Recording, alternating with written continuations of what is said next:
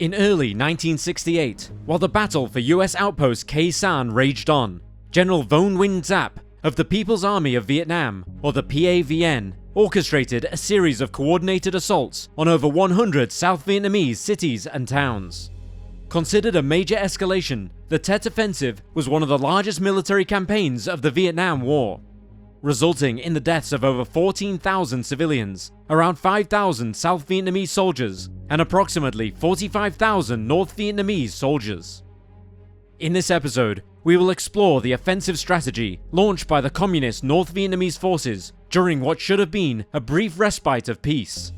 These are the events which made up the Tet Offensive. Welcome to Wars of the World.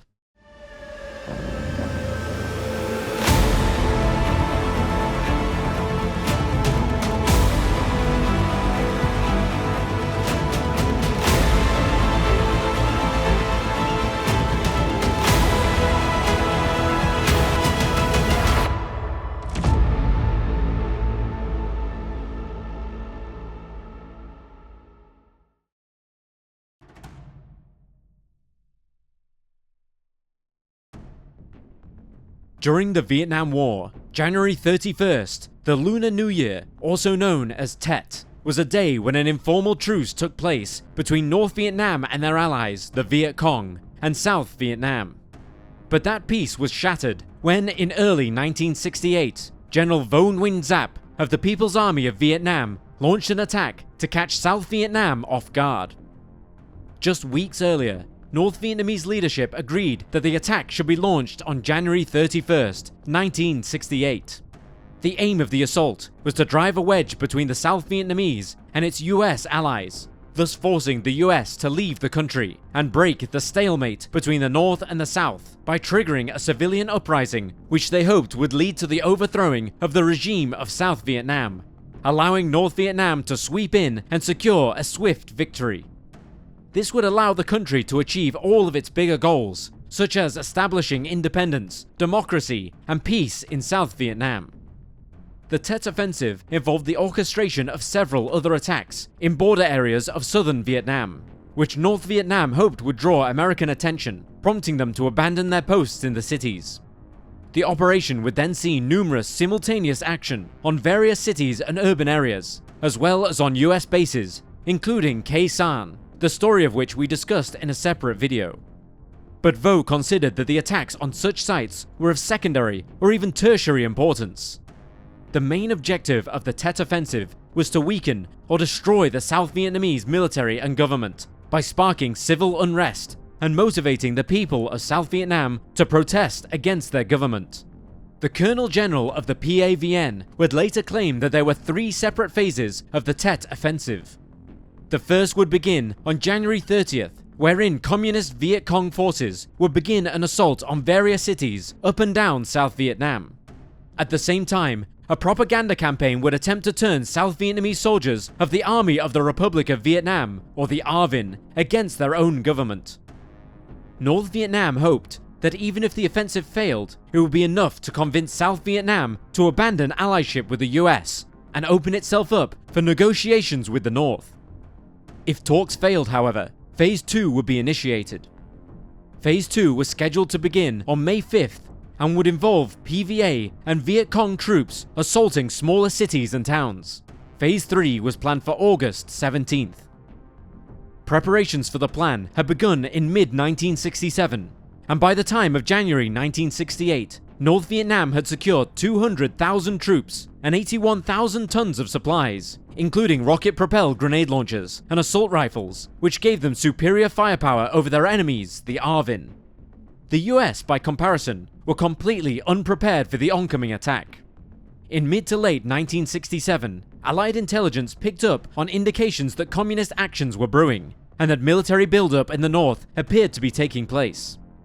For example, the number of trucks seen heading south through Lao went up from the previous monthly average of 480 to over 1,100. In the final months of 1967, this number would continue to increase. 3,823 trucks were observed in November, and 6,315 in December.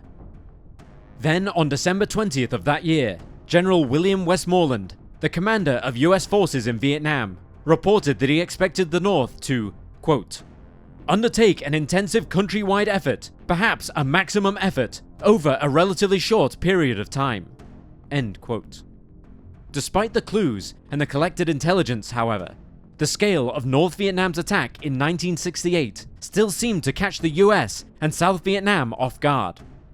This would later be blamed on the fact that nobody expected that the PAVN or Viet Cong were capable of such large-scale actions. Up until that point, their estimated actions were generally based on what they were capable of, not what they aimed for. Another blow to the US and South Vietnam during the Tet Offensive was a result of an October 1967 announcement by the Hanoi Political Bureau, which stated that there would be a 7-day truce between January 27th and February 3rd, prompting the South Vietnamese military to allow around half of its troops to take time off. Furthermore, General Westmoreland was deeply fixated on defending Khe Sanh, a US combat base built in 1962 in the Khe Sanh area of northwestern Quang Tri province in southern Vietnam. Westmoreland was convinced that the outpost was important and needed to be kept protected, and with the knowledge that the PAVN and Viet Cong appeared to be preparing for some sort of onslaught, he seemed to think that the attack would be focused on Khe Sanh. Little did he know that that deadly battle, which saw the deaths of several hundred US and ARVN soldiers and thousands of PAVN and Viet Cong troops, was merely a distraction conducted by the North Vietnamese forces. As well as the infamous 77-day Battle of Khe Sanh, numerous other outposts were also attacked in late 1967 by the PAVN and Viet Cong. On October 27th, an ARVN battalion in Song Bay was ambushed by a PAVN regiment, and 2 days later, another PAVN regiment launched an assault against the US outpost at Loc Ninh, sparking a 10-day onslaught that left 800 PAVN troops dead. These smaller battles came to be known as the Border Battles, and the most intense assault in this series of attacks came at an outpost near Dak To. The conflict raged for 22 days and resulted in the deaths of between 1,200 and 1,600 PAVN troops and over 260 US soldiers. US commanders were perplexed at the idea of these battles, as airstriking could be used indiscriminately at these isolated bases, meaning that they were effectively death traps for the PAVN. But like Westmoreland, they struggled to see that the PAVN's real plan was for all of these minor but still brutal conflicts to cause disruption and distraction. The first of these attacks began just after midnight on January 30th, when 5 provincial capitals were subjected to mortar or rocket fire, followed by the emergence of armed ground troops, largely made up of Viet Cong members, but sometimes supported by PAVN regulars. Small teams would subsequently lead PAVN soldiers to radio stations and important South Vietnamese headquarters. Reportedly, however, these attacks were poorly coordinated, leading to a lot of pushback, to the point that by the time the morning came, most of the PAVN and Viet Cong forces had been driven from their goals. The US Chief of Intelligence warned Westmoreland that more of these attacks were likely over the coming days, prompting the general to place US soldiers on high alert and to notify the ARVN, though many troops disregarded orders informing them that their leave was cancelled. At 3 AM on January 31st, PAVN and Viet Cong forces attacked further cities, including Saigon, the capital of South Vietnam, and a major target of the offensive. Reportedly, the PAVN were not looking to completely take over the city, but sought to attack the headquarters of the ARVN Joint General Staff, the airbase, Independence Palace, the US Embassy, the Republic of Vietnam Navy headquarters, and Radio Saigon, the official international broadcasting station of South Vietnam. Radio Saigon was one of particular importance, with the PAVN planning to broadcast a tape of then President Ho Chi Minh in an attempt to swing ARVN troops to their side. However, their takeover of the broadcasting center ended in disaster, when, having held the building for 6 hours, the attackers took their own lives using explosive charges. They'd been unable to broadcast Ho Chi Minh's message, since the audio lines to the tower were cut as soon as the building was seized. Similarly, the PAVN and Viet Cong's plan to take over the US Embassy was an utter failure, when they were unable to gain access to the inside of the building, and they were killed and captured by US reinforcements. The following attempt on the Vietnamese Navy headquarters also ended in catastrophe for the PAVN, when 12 Viet Cong members were caught or killed before even entering the building. On this same day, January 31st, the city of Hue was also attacked. Allied defensive positions were brutally bombarded with mortars and rockets before 2 PAVN battalions launched a ground assault. As with Saigon, there were important targets that the PAVN wished to seize, including the ARVN 1st Division headquarters, located in the Citadel, a complex of palaces, parks, and residences inside the city. The Citadel was high-walled and surrounded by a moat and a fortress. Though ARVN troops held their defensive positions, the vast majority of the area was overrun by PAVN forces. Dubbed the Battle of Hue, this assault would last for more than 3 weeks following the initial attack on January 31st. 150 US Marines and 400 South Vietnamese troops died in this particular conflict, alongside around 5,000 North Vietnamese soldiers. US Army Captain Howard Prince would later tell NPR, quote, "What I saw was probably the most intense ground fighting on a sustained basis over several days of any other period during the war." End quote. During the PAVN's occupation of the city, Viet Cong troops conducted house-to-house searches, during which they would arrest civil servants, religious leaders, teachers, and various other civilians for the crime of being either connected to US forces or the South Vietnamese regime. These individuals, described by the VC as counter-revolutionaries, were subsequently executed and their bodies thrown into a mass grave and buried. The massacre of civilians would be discovered after the US and ARVN took control of the area once more on February 26th, with the final mass grave being uncovered in 1970. Some victims had been clubbed to death, others shot, but many were buried alive. Allied soldiers found 2,800 bodies and discovered that a further 3,000 people were missing. Furthermore, the PAVN had destroyed much of the city, including temples, palaces, and other monuments. On February 1st, more cities were attacked. The last assault as part of Phase 1 of the Tet Offensive was launched on February 10th against the provincial city of Bac Lu. Around 84,000 PAVN and Viet Cong troops participated in the attacks, and were known to have mortared every major Allied airfield and struck 64 district capitals, among numerous other smaller towns. The ARVN and South Vietnamese National Police played a huge role in driving out the attackers within several days. In fact, they did more than the US troops, who were largely distracted by the ongoing barrages on their numerous outposts scattered around the outskirts of the country. General Westmoreland was reportedly, quote, "stunned that the communists had been able to coordinate so many attacks in such secrecy," end quote. While US military leadership's reactions approached panic. Though the PAVN and Viet Cong had been driven out of Saigon following their various failed attempts to take over important areas of the city, over 20 VC battalions remained in the nearby Gia Dinh province, making it difficult for the South Vietnamese government to regain control. In a bid to restore Allied control, the US and ARVN launched several operations to take back the areas around Saigon that the VC were still occupying. Both ops were stated to be a success, with the first operation seeing the deaths of 2,658 VC, while 427 more were captured. The second operation then being a more extensive affair, which saw 7,645 VC deaths, and a further 1,708 Viet Cong being captured. The second phase of the Tet Offensive began in the small hours of May 4th, when 119 targets throughout South Vietnam were struck. Unlike before though, the ARVN and the US were much better prepared this time around, and were able to intercept the PAVN and Viet Cong before they were able to reach their targets. While 13 VC battalions managed to make it through to Saigon, plunging the city into chaos once more, by May 12th they had withdrawn from the area. 3,000 VC soldiers were killed in their attempt to take over the capital. 13 days later, the PAVN and Viet Cong targeted Saigon yet again, and the following conflict lasted for several weeks. On June 18th, 152 VC members surrendered to the ARVN. This is noted to be the largest communist surrender of the war. The third and final phase of the offensive began on August 17th. This series of attacks revolved more around military targets than cities and civilians, although Saigon was hit once more.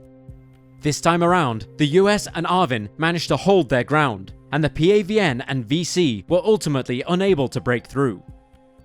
Meanwhile, a few border towns, including Tay Ninh and An Loc, were struck to draw defensive forces from the cities, and a siege was launched against US Special Forces at Bu Prang Camp, which lasted for 2 days before the PAVN retreated. The August offensive is considered to be a dismal failure by the US Military Assistance Command Vietnam, lasting around 5 weeks and resulting in the loss of around 20,000 North Vietnamese troops. While PAVN official history calls the Tet Offensive's first phase a great strategic victory, it is difficult to see beyond the death and destruction that it left in its wake. The official history goes on to describe how the first phase, quote, killed or dispersed 150,000 enemy soldiers, including 43,000 Americans, destroyed 34% of the American War Reserve supplies in Vietnam, destroyed 4,200 strategic hamlets, and liberated an additional 1.4 million people. End quote. However, the estimated number of civilian deaths by the end of the initial phase alone is around 14,300, while an additional 24,000 more were injured. Furthermore, it left 630,000 people without homes, on top of the already 800,000 who were displaced since the start of the war. Over 70,000 homes were damaged during the offensive, and 30,000 were severely damaged. Though the ARVN did its best and performed better than expected, desertion rates rose from 10.5 per thousand before Tet to 16.5 per thousand by July of 1968. Similarly, 1968 was the deadliest year for the ARVN, with almost 28,000 soldiers killed. Just over 9,000 US and South Vietnamese troops died during Phase 1. During Phase 2, another 87,000 civilians were made homeless, 500 more were killed, and 4,500 were wounded. Notably, during the first half of 1969, 20,000 PAVN and VC soldiers defected to Allied forces, 3 times as many as in 1968. Historians estimated that as many as 50,000 communist troops died as a part of the offensive, with most reports noting that the number to be around 45,000. Still, despite the terrifying violence that plagued South Vietnam during the Tet Offensive, the plan was seen as a propaganda victory for North Vietnam. Following the end of the offensive, South Vietnam began losing influence, while VC troops started to take over rural areas once held by the South's government. The devastation that the Tet Offensive left in its wake was reported surprisingly truthfully by much of Western media. By August of 1968, polling showed that over half of US citizens believed that sending troops into Vietnam was a mistake, this being a large jump up from the previous numbers. As mentioned in our video discussing the Battle of Khe Sanh, while General Westmoreland was promoted, President Lyndon B. Johnson took a heavy hit for his actions during the Vietnam War. He withdrew his candidacy for re-election and called for peace negotiations while halting the majority of attacks in North Vietnam. He was proving to be an increasingly unpopular president, and the Tet Offensive was not just seen as a mishandling of lives and morals, but as a major spark for the anti-war movement. An issue many US citizens had with the war was that they were promised over and over by their government that it would soon draw to a close, but that day repeatedly never came. Public support for the war began to dwindle when reports from Vietnam showed that the enemy was nowhere near as weak and incompetent as US government officials had let on, and many began to question US involvement in the war altogether. Numerous modern reports about the Tet Offensive quote popular TV journalist at the time, Walter Cronkite, who was able to see the issues that many US citizens did with the Vietnam War, noting, quote, "We are mired in a stalemate, and the only rational way out then will be to negotiate, not as victors, but as honorable people who lived up to their pledge to defend democracy and did the best that they could." End quote. Lyndon B. Johnson's Defense Secretary, Clark Clifford, echoed similar sentiments, labeling Vietnam as a bottomless pit, and envisioned, quote, "more and more fighting, and more casualties, and no end in sight." End quote. Secretary of State Dean Rusk also claimed that the Tet Offensive had dampened all hope for a US win in Vietnam. Although it would take 7 more years for the Vietnam War to officially come to a close, the Tet Offensive is generally seen as the event that marked the beginning of an end of one of history's most brutal conflicts.